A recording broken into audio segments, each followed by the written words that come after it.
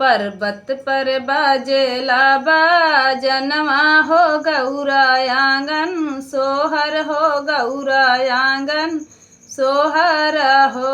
सखिया लाल नाले हेला गाड़ से आओ तारा होता देवता मगन भाए सब देवता तमगन भैले हो।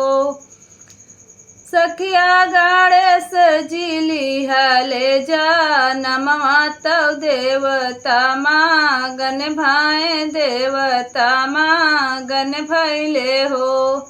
लक्ष्मी जी आरती उतरली तो गंगा नहा ववली तो गंगा नहा ववलिनी हो।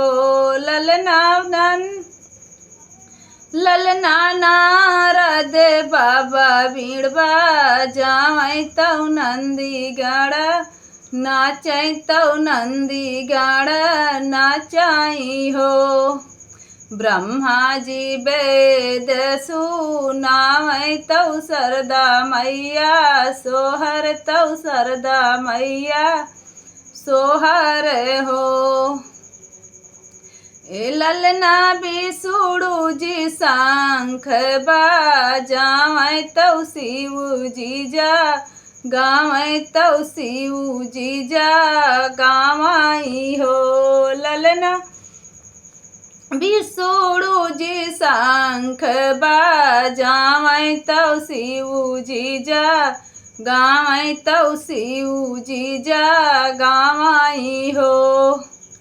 सब देवता फूल बरसावै तो मोदक खिलावै तो मोदक खियावे ले हो।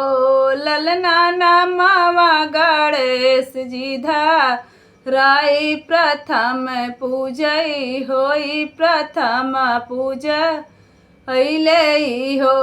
सखिया नमवा गणेश जी राइल प्रथम पूजा होई प्रथम पूजा होई नी हो।